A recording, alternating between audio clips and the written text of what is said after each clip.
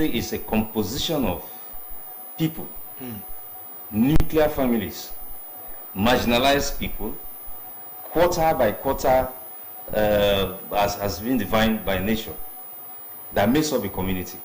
It is a place where the composition is of men, female, youths, and everybody entirely as divined or designed by nature, where those people in that environment find themselves in that environment.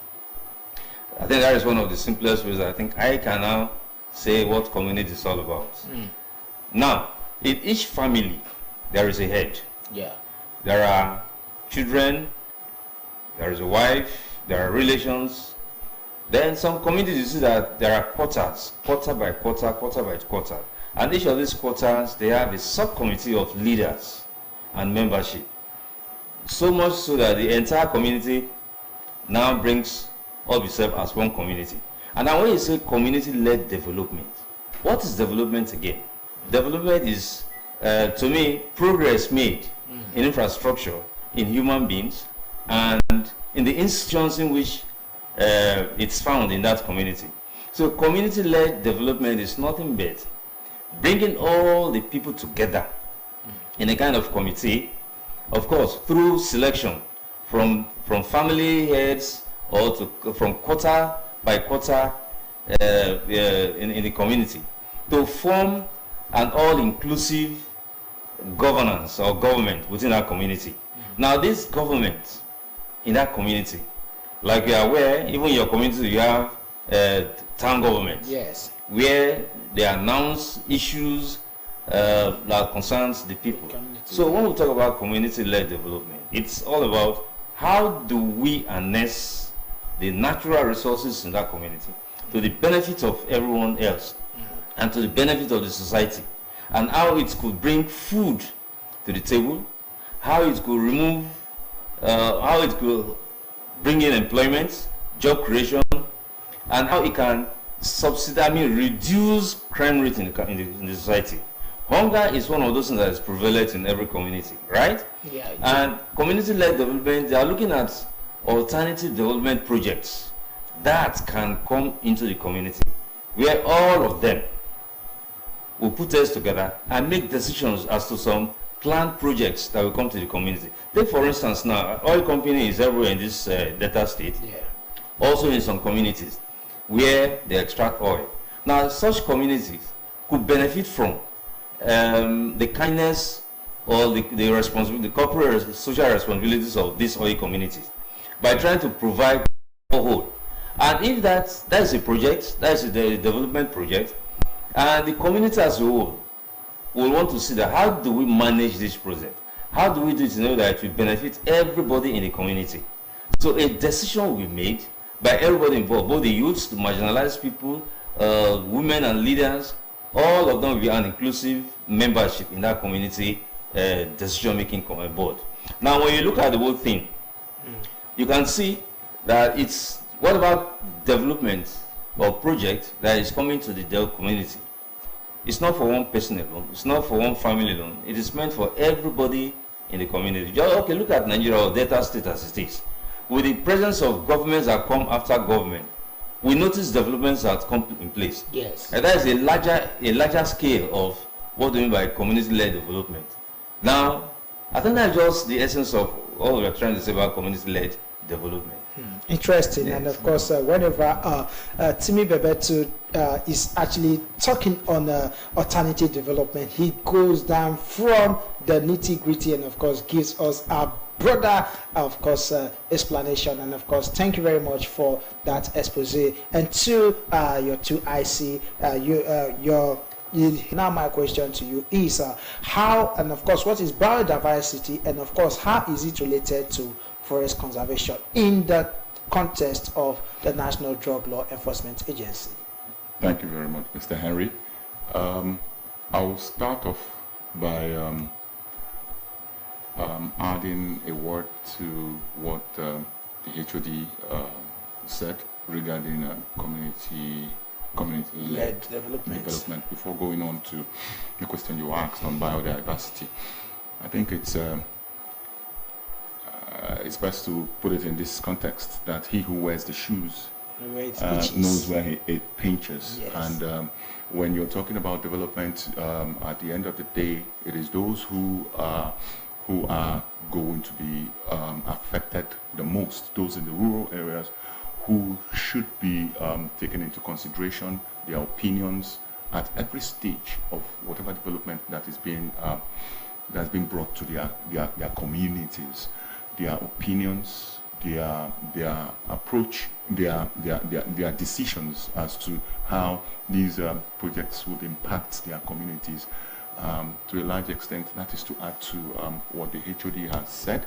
And now, when we're talking about biodiversity and how it's related to forest conservation, you observe that with in the context of alternative development and drug control, drug supply control in Delta State in particular, you observe that especially where we have illicit crop cultivation, there is destruction of the ecosystem to clear land, to clear space for illicit crops like cannabis sativa.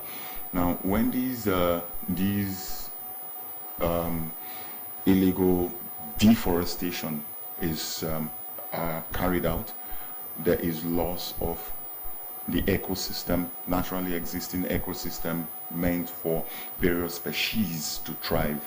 Now, these species are denied of their natural habitation, their natural habitats, and are either driven to extinction or driven to other locations. So, in order to ensure that we have diverse organisms coexisting in the ecosystem, alternative development discourages such activities that's been done for illicit crop cultivation like deforestation. And it is in that context that forests are conserved to ensure that biodiversity is maintained and we have that equilibrium in the ecosystem. All right, thank you very much, Paul Oko. And back to the HOD, because he did say something that in the process of trying to ensure that illicit drugs planted, they are brought down, sometimes it leads to a puncture. Let me use the word puncture of the land. Now, I'm bringing the question to you, talking about how biodiversity is related to forest conservation. But firstly, I want to ask you, when you want to destroy all these illicit drugs, just like you mentioned, cannabis sativa, normal, the one they call Igbo, do you actually put this into consideration that this is going to cause damage to the ozone layer? Or what are the methods you use in bringing down these plants in relation to biodiversity and how it is related to forest conservation? Well, thank you. See, if I may inject one or two values to this question about biodiversity and then forest conservation, my second has thrown more light on it. But however, like you said, biodiversity is nothing but the ecosystem. And what is an ecosystem? An ecosystem is it's a combination of species of plants, animals, insects, birds, and microorganisms that live together in an habitat, usually in a water environment. And such environments are in the forest, usually mostly in the forest. Now, these ecosystems, what do they really do? They help in purifying the air and water, which I think the rural people mostly dwell on, because I can remember long time ago when I was in the village in my secondary school days. I know I would go to fetch water from the streams, from the ecosystem environment, and sometimes that water is cool and very enjoyable, and we don't even fall sick when we drink this water. Perhaps because of the plants You know, when they take in carbon dioxide from the air and they breathe out oxygen, they help to purify the air and then the water. And you can also see that that ecosystem, some are very big, very large, and it's a source of food for the people around those areas. And it's a source of employment for the people in that area. You see, there are so many things you can inject into that ecosystem by investing in hunting, investing in fishing, investing in whatever they think they want to invest in. And when you look around these things, it's all a source of income, employment to the family, to the immediate family, and to the society as it is so. Now, forest conservation is no other thing but how to maintain and protect the environment, the forest. We know that deforestation is a normal thing by some people, and they do it illegally. These people that does it illegally are these merchants of deaths, these cannabis planters. I think in this place we'll use the opportunity to really advise those that owns land, you know, that owns acres of land. They either rent it out or they sell it. And when they sell it, they have destroyed so many things in the society. Wood is in the forest. Yes. Land, fertile land is in the forest. Animals and birds are in the forest. These are sources of investment. Now, when they sell these lands to these merchants of death, these guys go into the forest, pull down all the big trees. Now, you know that we get timber from the forest. And these timbers are used for roofing, for furniture industries. Those are areas of source of income and source of employment. So, when they sell these lands to these merchants of death, they have destroyed a lot of income for people. They have destroyed a lot of employable opportunities for people. And I think it's not really good. So how do we conserve or preserve this forest? One, I would think that the government or the local government, whichever laws that they can act, let them enact it and enact it as against forests, the deforestation. Now also, if that kind of law is established, good. Who supervises the forest? I would suggest a minister of forestry should also be established. And I think in some states we have minister of forestry that supervises the forest. I don't know the name they call those people again. Forest guards. Forest guards, yes. I think in so many states you will see out there. Those guys go into the forest to do what? To arrest poachers. And who are poachers? Poachers are illegal people who enter into the forest, destroy the forest, and just go away like that. In my village, yes, then I was young, we go to the bushes, the forest, because we are blessed with this rainforest. There are trees, and we pull down trees, they call them timber. Yeah. And we put them on the river like crafts and take them to Warri to sell. And we never know we're destroying, I never knew I was helping them to destroy the forest. And look at the soil.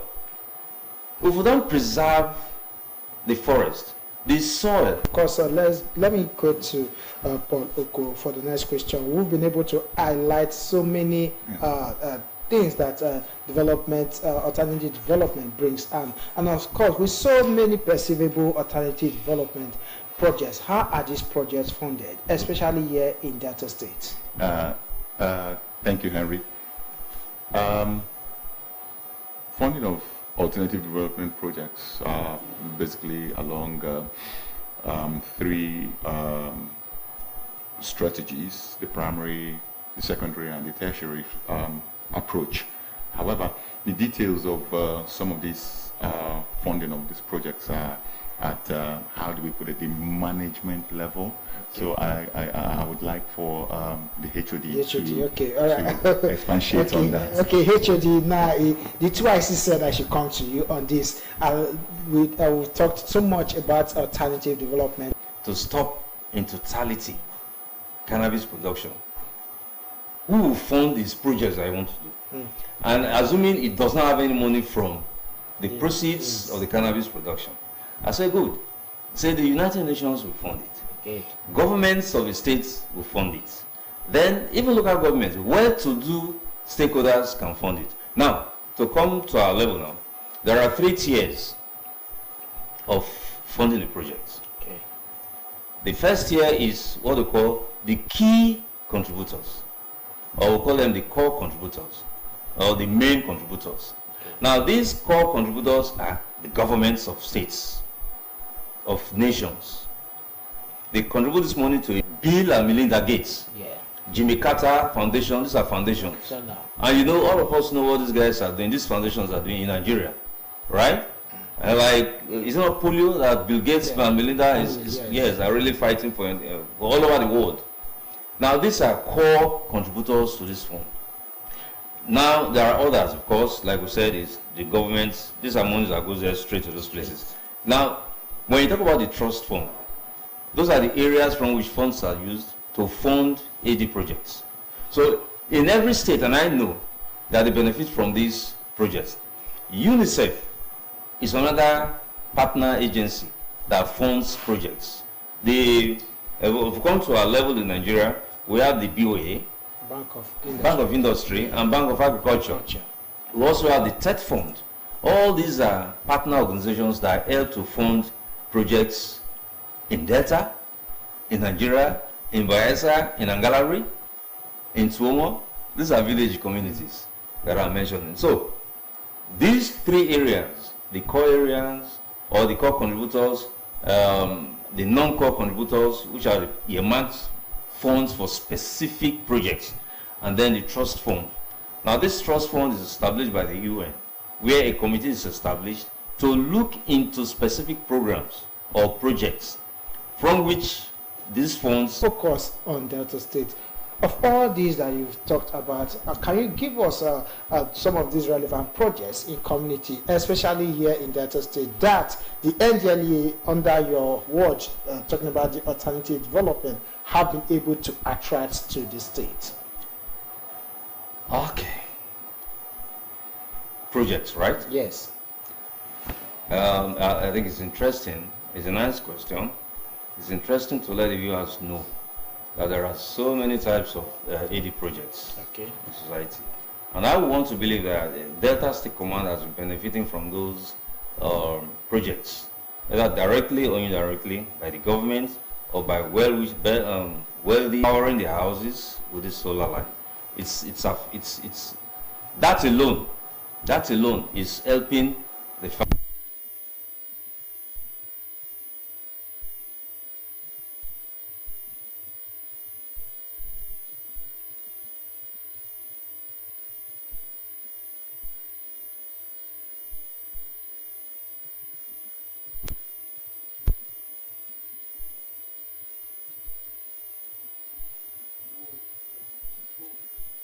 This waste management project, I know virtually every state has either a task force that attacks this problem, so that the state does not become too dirty looking and for living. And once it is like this, you see the benefits that are accruable to the people that are living around the area. Diseases are curtailed, and it gives a source of employment to those people that have been employed in that unit. And by so doing, in an extension, it brings food to the table. You see, everything is linked to alternative development. Because as a project, now let me draw your minds and the minds of the viewers to sports. How sports is very relevant to the society. Now, you can imagine the footballers we have today. Yeah. And I want to thank Delta State for really investing in sports. Became the signature of Amunike. And today, where is Victor Osimhen today? Currently in Galatasaray, Turkey. And do you know how many mouths he has fed? Do you know the assets he has acquired? From grass to grace. A boy of just 26 years is talking in billions. When he's paid about 350,000 pounds or euros a week. Tell me, which president in this world is paid 350,000 a week? 350,000 pounds a week. Which president in this country or in this world? So sports is also one of the veritable investments, edu investments that every state should imbibe. And I know there is no state that does not have sports ministry.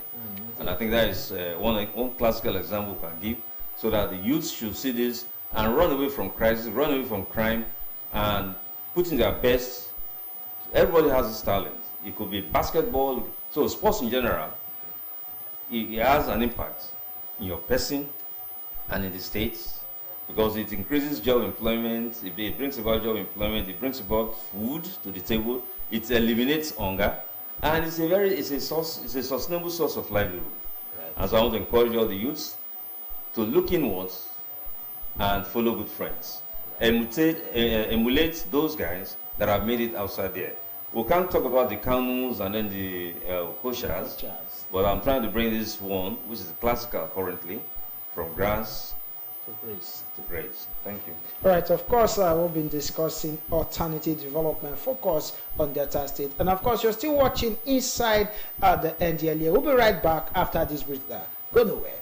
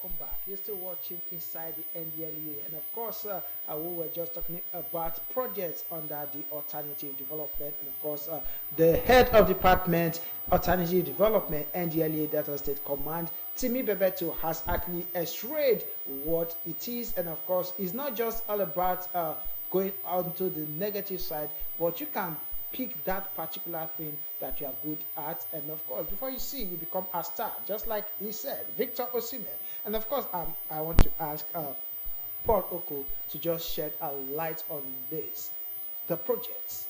Yes, thank you, Harry. The fact is that there are several projects that currently the alternative development project is on.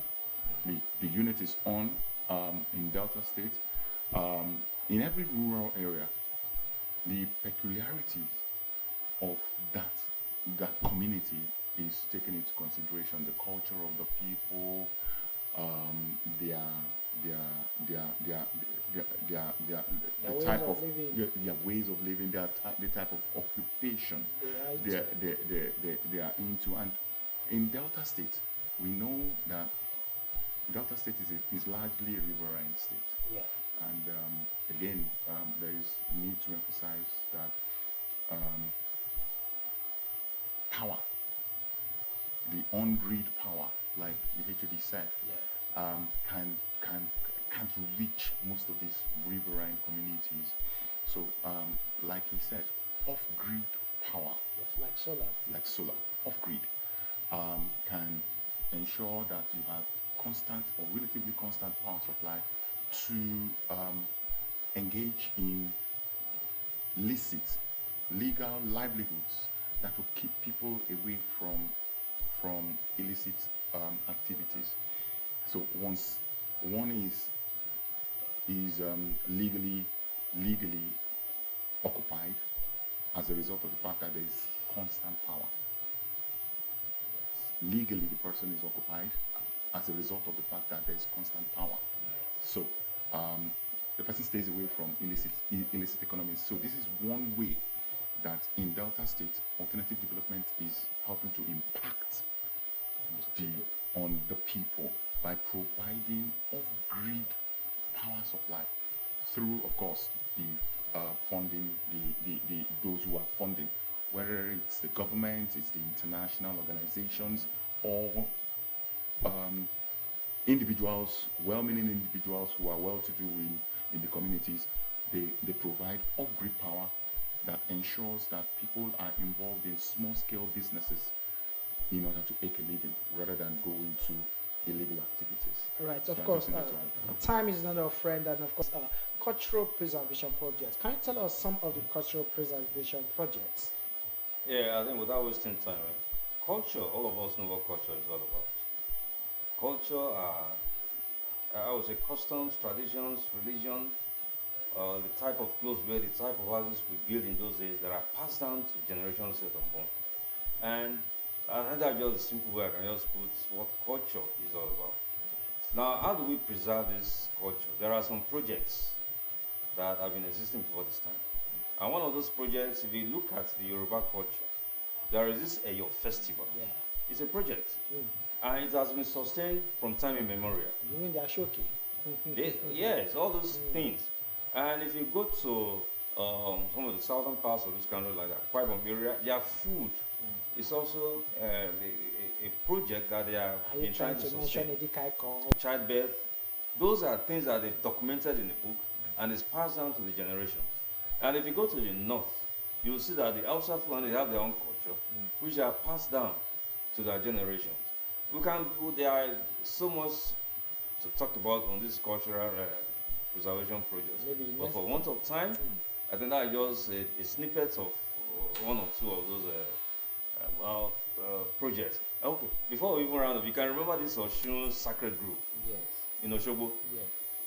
There is a goddess there that gives children. That place is called the goddess of fertility. And a lot of people annually troop into that place, even from abroad. That is a culture that they believed in. And they so believed in it that I don't think there's any child that goddess have given that has turned mad on the street. Some of them are even House of Assembly members, which they have given before this time. I think they are doing well. So we will not say those things are bad. Those are heritages that they are passed down to the generations yet unborn. And I think everybody's benefiting from that.